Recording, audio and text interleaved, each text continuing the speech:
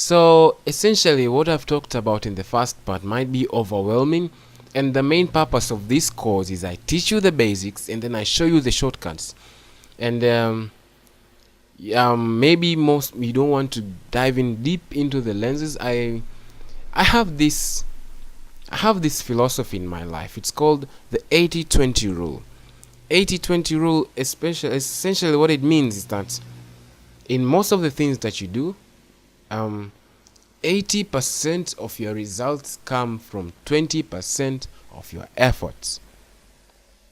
Essentially, I learned this when I started out doing business, is that I was told, like, you can do a whole bunch of marketing techniques, but 80% of your results will actually be coming from 20% of your knowledge in marketing. The same case, 80% of your profits will be coming from 20% of your customers. So most of the time, when you lose 80% of the work or load, or let me say, when you lose 80% of the hustle, when you lose 80% of the hustle, you can still keep 80% of the profits. And if you keep 20% of the hustle, you keep 80% of your results. So essentially, I could teach you all about lenses, what each does, the mathematical works of it, but essentially you just need to understand 20% of it. And what I do in this course is I teach you exactly that 20%. Okay, I teach you the relevant. If you want to become master when it comes to lenses, maybe this might not be the course for you. But if you want to take that knowledge, understand it, and then put it to use, this is the right course for you. So yes, we've talked about those lenses, the 16mm lenses and above, and what it does to the image. So essentially right now I'm going to tell you when to use it. Okay, so this is the tutorial that is going to teach you when to use it. So the first thing that I'm going to show you is that I'm going to play a trailer of a certain video game that has actually inspired this very same cause. Like, when I saw that trailer, I was like, hey, I want to make something like this, and I know how I can make it. And in the process of making that thing, I want to teach other people how to do so. Just as a reminder, this very same cause has actually been inspired by the very same fact that I want to start another animation company. And in that animation company, I want to put my full vision, in which I couldn't do in the first one. So I'm going to play that trailer. But before I play that trailer, I'm going to show you what each kind of millimeter, or let's say focal length, and what type of shots it should be used for. So let me go back to this image here. So 16 millimeter, and mostly because I'm also a videographer, we usually have 14 millimeter lenses. So essentially 15, 16 is the same. So 15, 16 millimeters, what are they for? They are for wide shots. When I say wide shots, I'm talking about those kinds of shots where you want to show the background, because as you can see in this shot, it's essentially the background can be seen. So it pretty much puts the whole point. You want to show the background in its full extent. You need a lens that can show the background. So this lens is not good for close-ups. When I say close-ups, I mean with the kind of shots where you want to show the subject. Okay, there are places where you can use this 14 millimeter lens, to create this beautiful, let's say beautiful kind of cinematic feeling. I'll show you in one of the shots that I shot in an actual lens on a music video, because that thing is usually these 14 millimeter lenses. They're very popular when around shooting music videos because of the way they affect the image, but that is just for music videos. And here we are talking about storytelling. Okay, so I'm just going to show you so that I can leave it up to you to decide where you want it, but 16mm lenses are good for backgrounds. They are good for landscape photography. You want to show the sky to its full extent. So essentially you should use a 16mm lens. Okay. 35mm lens, what are they good for? I can say they're good for somewhere in between where you want to show a little bit of the background and a little bit of the subject. I think that is why Blender decided to put the focal length on the camera default at 35mm. By the way, I changed it in this scene. I kept it at 14mm, and I'll show you a little bit later why I decided that.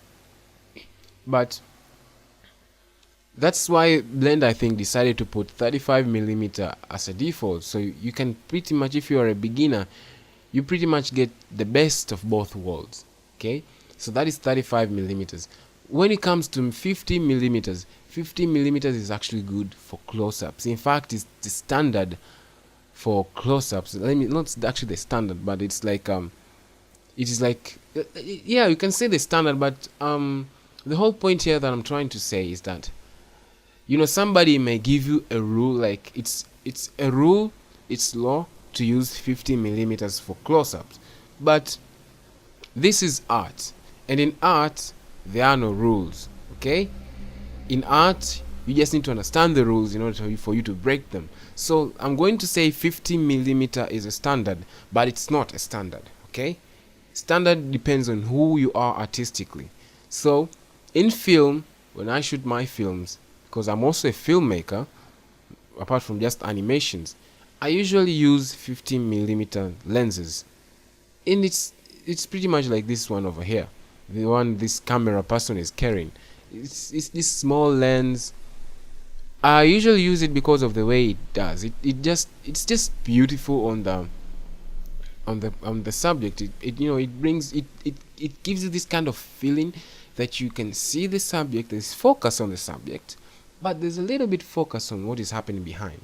Okay, by the way these lenses work, they usually affect, I usually use this word a lot, psychology. Okay, so when you show somebody who doesn't know anything about filmmaking a 16mm lens shot, she'll be feeling more for the background and somehow less for the subject. I hope that's the right way to put it. Somehow less for the subject, because of the way the lens affects the psychology of the shot. Okay, so when you use a 50mm lens, you usually tell the person who is viewing the shot, like, hey, here's the subject, and you can look at the background, but it's not that important. But you can look more on the subject. And when you go to higher focal lengths, like these 200 focal lengths, 200mm focal length, these are pretty much everything about the subject. Here you show the subject and you tell the viewer that the background is completely not important. So when you start making out your animations, before you render them, when you're selecting the kind of focal length that you want to use, you should know, like, in that shot, what do you want to put? Where is the focus of the shot? Okay, the focus, if it's the subject, then 200mm is actually the way to go. When you use a 200mm lens, you tell the viewer that this is all about this beautiful lady we see here, and it has nothing to do about the background behind. So 200mm lenses are actually good when you want to show this kind of shots when somebody's crying, somebody's like in this kind of deep feeling, and so you want to cancel the viewer's attention on the background. So you can cancel it completely using these 200mm lenses and 85mm lens. So essentially, the higher you go, the higher you cancel the background. So when you come back here at 50mm, 50mm, I can call it like that's the point where you start to go a little bit more on the subject, put in psychological focus. I should call it psychological focus. Psychological focus on the subject. from 50 millimeter focal length. You tell the viewer excuse me, you tell the viewer that you should focus on the subject and a little bit on the background. Be aware for something that is happening on the background. That is essentially what you're telling them psychologically. As you go to 85 millimeter, you essentially just telling them the subject, and you know what, maybe there's something in the background. I don't know, something. It's like you're telling them something like that. But when you go to somewhere like 200 millimeters, you're essentially telling them the subject. There is nothing there. So for example, you want to create a shot whereby you want to show something that is going to come from behind. Let's say in this shot, somebody comes from behind this girl, this actress or this model, and he touches her, touches her neck, kisses her. The best lens to use will be a 50 millimeter, because when you show that action on a 200 millimeter lens, it will not make psychological sense, because you have essentially told the viewer psychologically that they shouldn't focus on the background. So if this girl gets hit by a car from something that is happening behind, when you've kept on a 200 millimeter lens, it will not make psychological sense. It's one of those things, you watch a movie and be like, huh? How did that happen? Film is all about psychology. So when you use a 50 millimeter lens, you could, because you'll be preparing the viewer psychologically to expect something is going to come from the background. When you use 16 millimeter lens, you are essentially telling the viewer there is something in the background. So if you use a 16 millimeter lens and then it becomes all about the subject, it completely doesn't make sense, unless you use it for artistic reasons. And artistic reasons, it will come to you. Maybe one day you want to convey something artistically. Like I said, we use it in music videos. Okay, so 16 millimeter lens, it's all about the background. I repeat, you are psychologically telling the viewer there is something happening or going to happen in the background. Okay, so you're like reducing attention on the subject when you use a 16 millimeter lens. By the way, we call them also wide angle lenses because they usually show a large background, so hence the word wide angle. So when you go to 35 millimeter, essentially you can use this lens to show, for example, in this shot, somebody can come from the back and touch her. It will make psychological sense, because this lens psychologically is already preparing us to expect at least something is going to come from the background. But if we are to go all the way to 200 millimeter and then something actually comes from the background, it will not make sense.